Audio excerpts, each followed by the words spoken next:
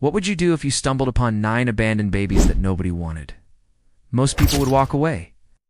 But one man's decision changed everything, and what happened 46 years later will leave you absolutely speechless. Picture this. It's 1979, and Richard Miller is drowning in silence. His beloved wife Anne passed away 2 years earlier, leaving him utterly broken at just 34 years old. Every evening he'd sit at his kitchen table, staring at those same peeling walls, listening to the clock tick away the loneliness. Everyone kept telling him to move on, find someone new, start fresh, but Richard wasn't interested in starting over. You see? Anne had made him promise something as she lay dying in that hospital bed, something that would haunt him in the most beautiful way possible. "Don't let love die with me," she'd whispered. "Give it somewhere to go. Now, fate has a funny way of working, doesn't it?" One rainy evening, Richard's truck breaks down right outside St. Mary's Orphanage. He only popped in to use the phone, but something drew him deeper into the building. The sound of crying. Not just any crying, but the desperate wails of babies who'd been forgotten by the world. What he discovered in that cramped little room would change everything. 9 tiny cribs, packed together like sardines. And in each one, beautiful baby girl with gorgeous dark skin, wide brown eyes, and little arms reaching out for anyone. Absolutely anyone who might show them love.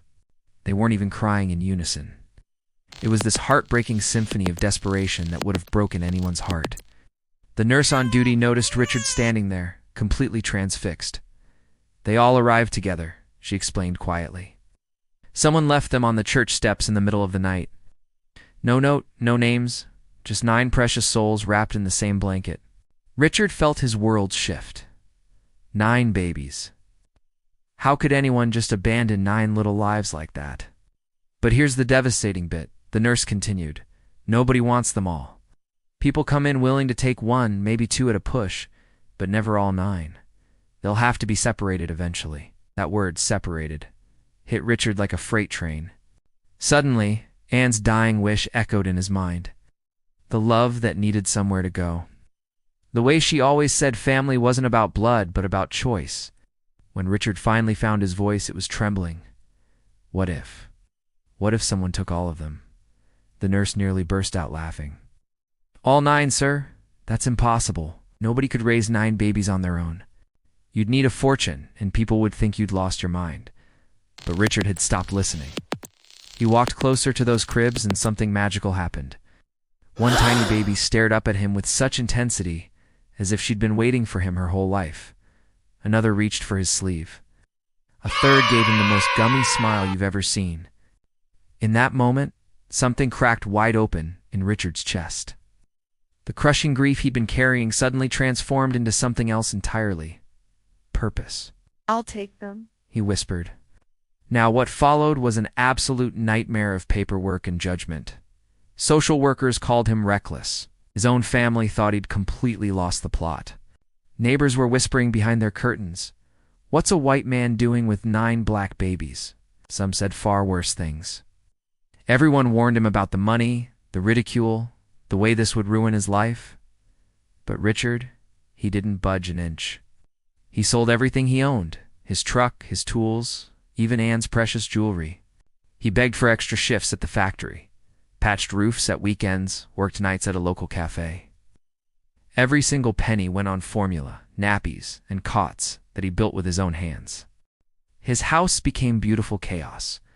Sleepless nights, bottles constantly on the boil, washing lines sagging under 9 sets of tiny clothes.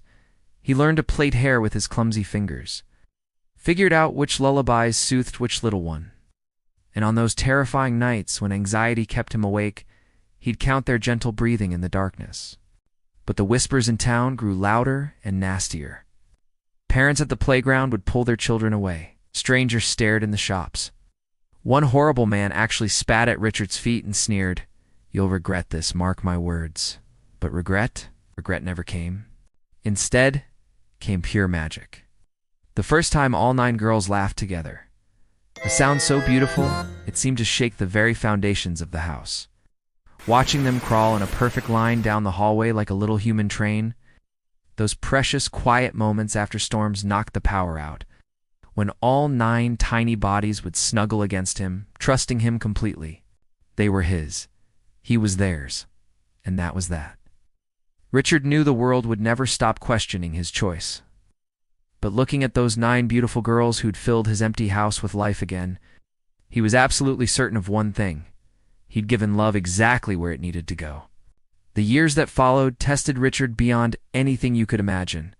Raising one child is challenging enough. Raising 9 alone, that's like fighting a war every single day. His hands were permanently calloused from all the extra work. His body ached constantly, but his heart just kept growing stronger. Each girl developed her own beautiful personality. Sarah had the loudest, most infectious laugh in the house. Ruth was shy, always clinging to his shirt when strangers visited. Naomi and Esther were proper little troublemakers, constantly nicking biscuits from the kitchen. Leah was the peacemaker, always comforting her sisters when squabbles broke out. Mary was quiet but fierce. She walked first. And Hannah, Rachel, and little Deborah were inseparable, their games filling every corner with joyful noise. To the outside world, they became known as the Miller 9. Some said it with admiration, others with suspicion. But to Richard, they were simply his daughters. The scrutiny never stopped, though. School drop-offs were torture. Other mums would whisper, "What's his game? Why would a white man adopt 9 black girls?" Some accused him of attention-seeking, others questioned his motives, even his sanity.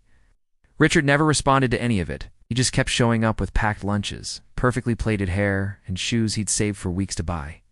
Money was always tight. He often skipped meals to make the food stretch further. Patched the same shirts until they were more thread than fabric.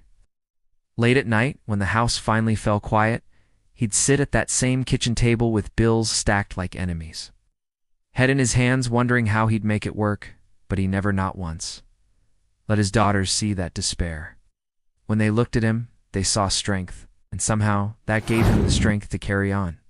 There were moments of pure grace, too. Birthdays with homemade cakes that collapsed in the middle, but tasted like heaven. Christmas mornings when 9 pairs of hands tore into presents wrapped in old newspaper.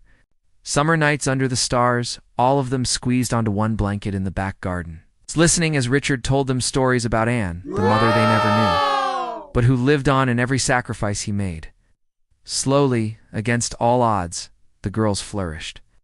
They excelled at school, supported each other when the world tried to knock them down, and always, always came home to Richard. But time is cruel, isn't it? By the late 1990s, Richard's hair had gone gray. His back had bent. The girls, now young women, began leaving for university jobs, marriages. The house that had once rattled with cries and laughter grew quiet again. The night his last daughter moved out, Richard sat alone on the sofa, staring at a framed photo of all 9 as toddlers, lined up like precious pearls. He whispered into the silence, "I kept my promise, Anne." Decades passed. The girls became teachers, nurses, artists, mothers. They built incredible lives but never drifted far. Every holiday they'd return, filling his modest home with noise until the walls seemed to swell with joy.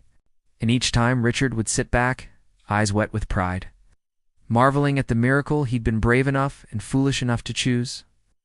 Now here we are, 46 years later in 2025. Richard sits in a grand armchair, his face lined with age, his body frail, but his eyes still crystal clear. Around him stand 9 extraordinary women, no longer those abandoned babies, but radiant, confident women in matching cream dresses. Their arms rest on his shoulders, their faces pressed close, smiles blooming like flowers. Cameras flash. The world watches. Headlines scream across news outlets everywhere. But for Richard, it's not about the headlines. It's about this perfect moment. The circle finally complete. Those babies nobody wanted had grown into women the world admired. And he, the man everyone doubted, had lived long enough to witness it all. Grace, one of his daughters, leans close and whispers, "Dad, you did it. You kept us all together." His lips tremble into the most beautiful smile. No. He whispers back, his voice fragile but steady, "We did it. What? Love did it." The room falls silent as each daughter leans in, surrounding the frail frame of the man who chose them when nobody else would. And for the first time in 46 years, Richard allows himself to cry without hiding it. Because the promise wasn't just kept, it had blossomed into something extraordinary. Now, that's what I call a proper tearjerker, isn't it?